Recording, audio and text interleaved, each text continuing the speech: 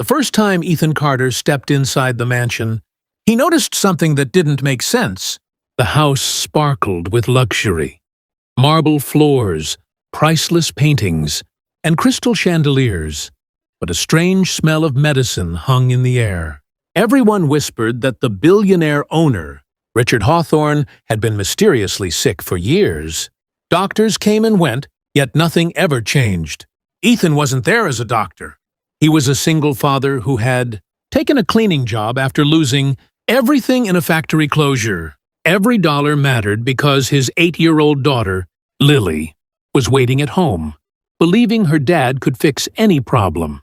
While polishing the library one afternoon, Ethan overheard an argument behind the half-open door. "We can't let him recover," a woman's voice snapped. "He already suspects something," another man answered nervously. Ethan froze, but before he could hear more, footsteps approached. He quickly grabbed his cleaning cart and acted as if nothing had happened. Days passed, yet the conversation haunted him. Whenever Ethan cleaned Richard's bedroom, he noticed the millionaire looked exhausted. His hands trembled, his skin appeared pale, and every meal arrived with a tray of pills prepared by the private nurse. Richard barely touched his expensive food. One evening, Richard quietly watched Ethan wipe the windows. "You have a daughter, don't you?" the old man asked. Ethan smiled. "Yes, sir. She's the reason I keep going." Richard looked out at the garden with sad eyes. "I used to believe money solved everything," he whispered. "Turns out it only attracts people who wait for you to die." The words stayed with Ethan long after his shift ended.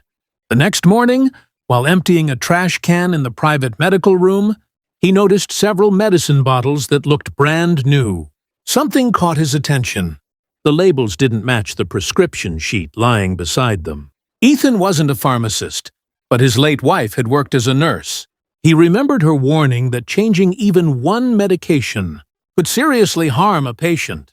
His heart began to race. Was it just a mistake? Or was someone deliberately keeping Richard sick? That night, Ethan couldn't sleep. Every instinct told him to ignore it. He needed the job. And powerful families didn't forgive people who asked dangerous questions. But the image of Richard's tired face wouldn't leave his mind. The following afternoon, Ethan secretly compared another bottle with the doctor's printed prescription. They were different again. Before he could put everything back, the office door slammed shut behind him. "You weren't supposed to see that," a cold voice said. Ethan slowly turned around. Standing in the doorway was Richard's private nurse, and beside her stood Richard's own son, staring at him with a smile that sent chills down his spine. Ethan's heart pounded as Richard's son, Daniel, slowly closed the office door behind him. "You've been asking too many questions," Daniel said calmly. "Cleaners are paid to mop floors, not investigate medicine." The private nurse stepped closer, trying to snatch the prescription sheet from Ethan's hands. Instead of giving it back, Ethan quickly held up his phone. "I already took pictures," he lied.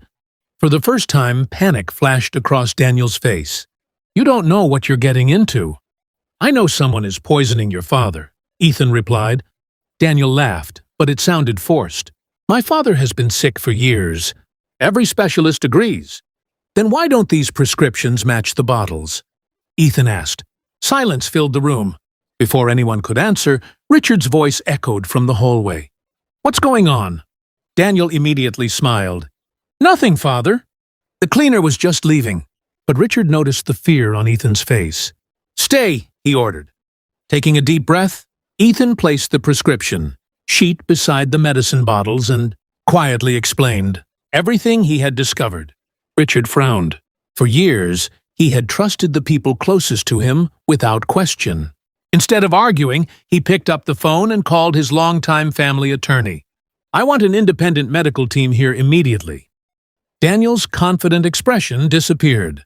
Within hours, new doctors arrived with sealed testing equipment. They examined every bottle, every record, and every prescription. The results shocked everyone. Richard had never been receiving the medication his specialists had prescribed.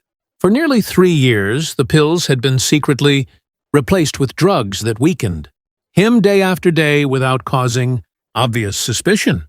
The room fell silent. Richard slowly turned toward his son. "Why?" Daniel lowered his head. "I was tired of waiting. As long as you stayed alive, I controlled nothing." The confession broke Richard's heart more than the betrayal itself. Police officers soon arrived, and both Daniel and the nurse were arrested. Investigators later uncovered forged medical records and millions of dollars that had been quietly transferred from Richard's accounts while he remained too weak to notice. Weeks later, Richard's health began improving faster than anyone expected. One sunny afternoon, he invited Ethan and little Lily to the mansion. Lily nervously admired the enormous gardens, while Richard smiled for what seemed like the first time in years. "You saved my life," the millionaire said. "I only did what anyone should do," Ethan answered. Richard shook his head. "No, most people saw my money. You saw the truth." A few days later, Ethan received unexpected news. Richard had created a foundation that provided stable jobs and childcare, assistance for struggling single parents, and he asked Ethan to lead it. The janitor who had once worried about paying rent now spent his days helping families rebuild their lives.